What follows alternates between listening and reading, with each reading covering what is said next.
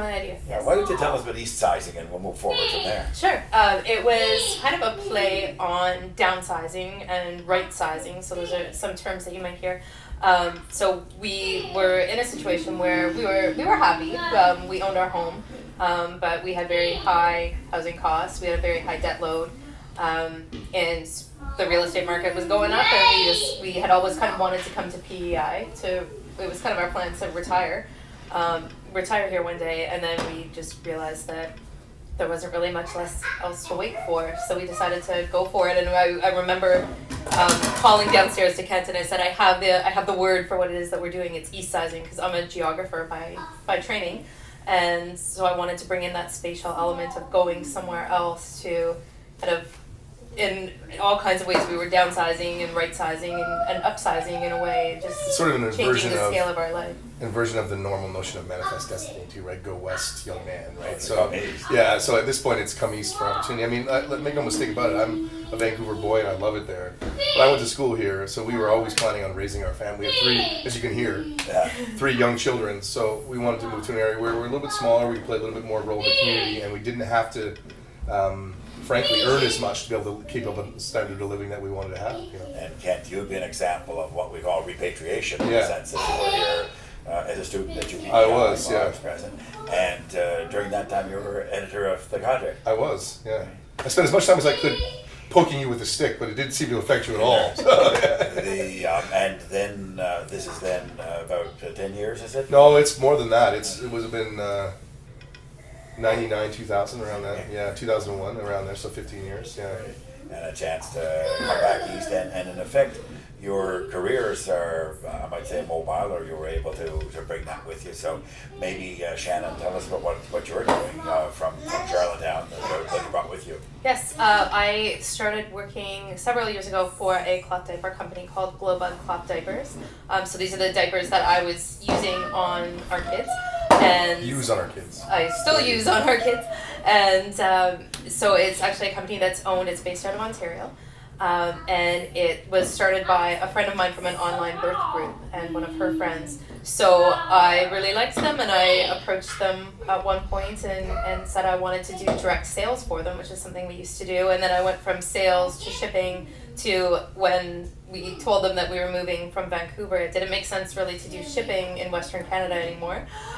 So they found a new role for me, and I actually got a promotion really to being, my title is now the General Manager of Canadian Operations. That's a title. That's a pretty good title. So I do all kinds of stuff for them, all online based. Our head office for Globug is in Ontario. We do our manufacturing in China. We own our facility there, and we've hired all of our own staff and pay them fair wages and sustainable practices at our facility in China. So I communicate with China sometimes from Charlottetown, communicate a lot with Ontario, and I handle all kinds of things from online warranty claims to supervising inventory for Canada and the US. Our US operations are based in Phoenix. So, yeah. And I understand that you're either currently or about to do your shipping from PEI. Yes, we had a change in our situation with our shipper in Ontario, and so we were looking at rates, and it looks like I'm going to be doing shipping from Charlottetown throughout the Maritimes, Quebec, and Ontario. That's great. Yeah. And Kent, you had some mobile employment in your writing. Well, I came here to be a writer, really, and then a couple other opportunities popped up. Is what happened. Yeah, so tell us about the writing piece, and then we'll talk about the well, what happened was before I left Vancouver, I decided I wanted to write. I mean, I'd always been one of my degrees is in publishing, and I've always written and edited. And so I approached an agent, and they quickly agreed to a sort of a couple of books that I promised them. So they're currently waiting on pages for that. But in the meantime, first when I got here, I was the creative director of a sort of startup media company for about 6 months, and then this opportunity that I currently have came up, and it was too good to turn down. Great, so tell us what you're doing. I'm now the executive director of the Central Development Corporation, which is an economic development corporation built to build communities and build economic development in Central Prince Edward Island. And I also run their for-profit side, which is called Central Property Management, which is commercial and industrial leasing. So it's kind of if you'd asked me what kind of job I wanted to come here to do, it would have been that. So one of the things people always say is, sure, you're going to go out there, sure, your cost of living may be less, but what are you going to do for work? And I think I would, for both of us, opportunities, especially once you've landed here, abound. I mean, there's no shortage of places to look for work now. I realize that we're maybe we're educated and stuff like that, but I think there's lots of opportunities at all levels here. And you've sort of made your opportunities, including Sure. reconnecting with a pretty active network of kind of friends, social networks since you've been here as well. Yeah, yeah. I mean, I lived at Blanchard Hall when I went to university here, and so most of my friends were all from outer levels of PEI, because people from Charlottetown don't generally live in the dorm, and I'm still connected with all those people. So one of our best friends lives directly across the street, and one lives a street over here.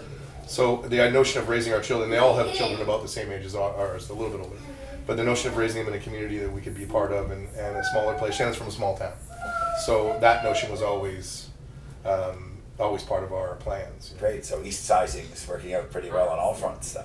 Yes, I would say the only maybe tiny regret that we've had is Kent's parents are in Vancouver and taking the grandchildren away. Although they've been here three times already. And they're coming back in April.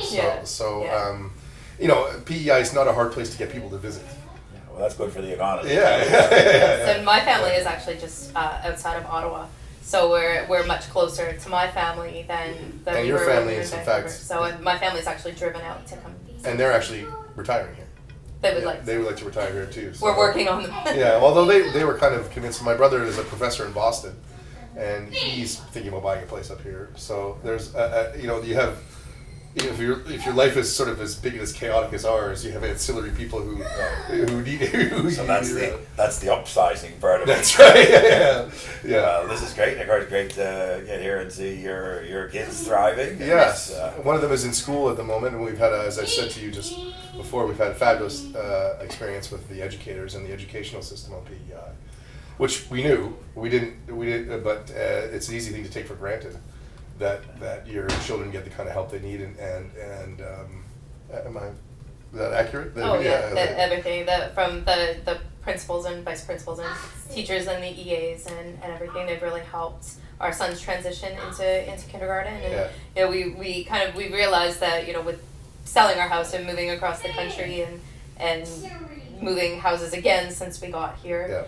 And he's being our eldest, he's the one who was really able to absorb all that, and it was a lot of change for him all at once, and then starting school was another level of change. So the staff at West Kent have been just amazing in terms of helping him deal with that transition and really find his place at school. The other thing that I haven't lived here in 15 years, that I didn't realize the sort of at one point it was hard to get things on PEI. It could be hard to acquire certain things, and that's gone A, because of the internet, and B, because of the all of a sudden cosmopolitan nature of Prince Edward Island. I mean, it's a changed place, and that is manifest in one simple way in the food available here.